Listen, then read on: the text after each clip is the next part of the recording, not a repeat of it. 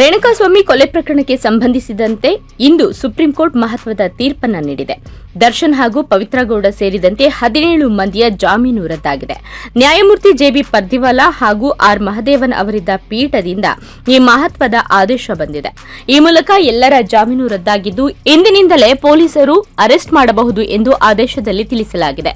ಈ ಸಂಬಂಧ ರಾಜ್ಯ ಸರ್ಕಾರದ ಪರ ವಕೀಲರು ಮಾತನಾಡಿದ್ದು, ಹಿರಿಯ ಹಾಗೂ ಅನುಭವಿ ವಕೀಲರಾದ ಸಿದ್ಧಾರ್ಥ್ ಲೂಥ್ರಾ ಅವರ ನೇತೃತ್ವದಲ್ಲಿ ಈ ಪ್ರಕರಣ ನಡೆದಿದೆ. ತನಿಖೆಯ ಸಂದರ್ಭದಲ್ಲಿ ಕಲೆ ಹಾಕಿದ ದಾಖಲೆಗಳನ್ನು ಸುಪ್ರೀಂ ಕೋರ್ಟ್ ಮುಂದೆ ಇಟ್ಟಿದ್ದೆವು. ಆ ಸಾಕ್ಷಿಗಳನ್ನು ಸ್ವೀಕರಿಸಿದ ಸುಪ್ರೀಂ ಕೋರ್ಟ್ ಇಂದು ಮಹತ್ವದ ತೀರ್ಪನ್ನು ನೀಡಿದೆ. ದರ್ಶನ್ ಸೇರಿದಂತೆ ಎಲ್ಲರ ಜಾಮೀನು ರದ್ದು ಮಾಡಿದೆ. ತೀರ್ಪು ನೀಡುವ ಸಂದರ್ಭದಲ್ಲಿ ತಮ್ಮ ವಿವೇಚನಾಧಿಕಾರವನ್ನು ಕಾನೂನು ರೀತಿಯಾಗಿ ಉಪಯೋಗಿಸಿಲ್ಲ ಅಂತ ನಿಂದನೆ ಮಾಡಿದ್ದಾರೆ. ಸಮಾಜದಲ್ಲಿ ಯಾವುದೇ ವ್ಯಕ್ತಿ ಎಷ್ಟೇ ಶ್ರೀಮಂತನಾಗಿರಲಿ, ಬಲಿಷ್ಠನಾಗಿರಲಿ, ಕಾನೂನು ಸಮಾನ ಎಂಬುದು ಈ ಮೂಲಕ ಪ್ರೂವ್ ಆಗಿದೆ ಎಂದು ರಾಜ್ಯ ಸರ್ಕಾರದ ವಕೀಲರು ಹೇಳಿದ್ದಾರೆ. ಅಷ್ಟೇ ಅಲ್ಲ, ಮುಂದೆ ಜೈಲಿನಲ್ಲಿ ವೈಭವದ ಜೀವನವನ್ನ ನಡೆಸಿದ್ರೆ ಆ ಜೈಲಿನ ಅಧಿಕಾರಿಗಳ ಮೇಲೆ ಕಾನೂನು ಕ್ರಮದ ಎಚ್ಚರಿಕೆಯನ್ನ ಕೋರ್ಟ್ ನೀಡಿದೆ. ಯಾಕಂದ್ರೆ ಪರಪ್ಪನ ಅಗ್ರಹಾರದಲ್ಲಿ ಇದ್ದಾಗ ದರ್ಶನ್ ಅವರು ಅವರ ಸ್ನೇಹಿತರ ಜೊತೆಗೂಡಿ ಸಿಗರೆಟ್ ಸೇದುತ್ತಾ ಆಯಾಗಿ ಕುಳಿತಿರುವ ಫೋಟೋ ವೈರಲ್ ಆಗಿತ್ತು. ಹೀಗಾಗಿ ಈ ರೀತಿಯ ಫೋಟೋಗಳು ಮುಂದೆ ಜೈಲು ಸೇರಿದಾಗ ಬಂದ್ರೆ ಅಲ್ಲಿನ ಜೈಲಧಿಕಾರಿಗಳು ಯಾರು ಸಂಬಂಧಪಟ್ಟಂತ ಅಧಿಕಾರಿಗಳು ಇರ್ತಾರೆ ಅವರ ಮೇಲೆ ಕಾನೂನು ರೀತಿಯಾದ ಕ್ರಮವನ್ನು ತೆಗೆದುಕೊಳ್ಳುತ್ತೇವೆ ಅಂತ ಕೋರ್ಟ್ ಎಚ್ಚರಿಕೆಯನ್ನ ನೀಡಿದ್ದಾರೆ.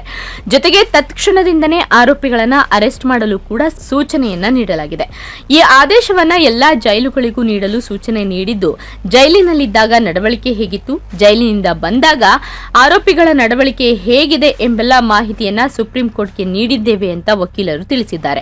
ಒಟ್ಟಾರೆ ರೇಣುಕಾಸ್ವಾಮಿ ಕೊಲೆ ಪ್ರಕರಣದಲ್ಲಿ ಇದೀಗ 17 ಮಂದಿ ಮತ್ತೆ ಜೈಲು ಪಾಲಾಗಲಿದ್ದಾರೆ. ಹೀಗಿನಿಂದಲೇ ಅರೆಸ್ಟ್ ಮಾಡುವ ಎಲ್ಲ ಅಧಿಕಾರವನ್ನ ಕೋರ್ಟ್ ನೀಡಿದೆ. ಈಗ ಪೊಲೀಸರು ಎಲ್ಲ ಆರೋಪಿಗಳನ್ನ ಬಂಧಿಸುವ ಕಾರ್ಯ ಶುರುವಾಗುವ ಸಾಧ್ಯತೆ ಇದೆ.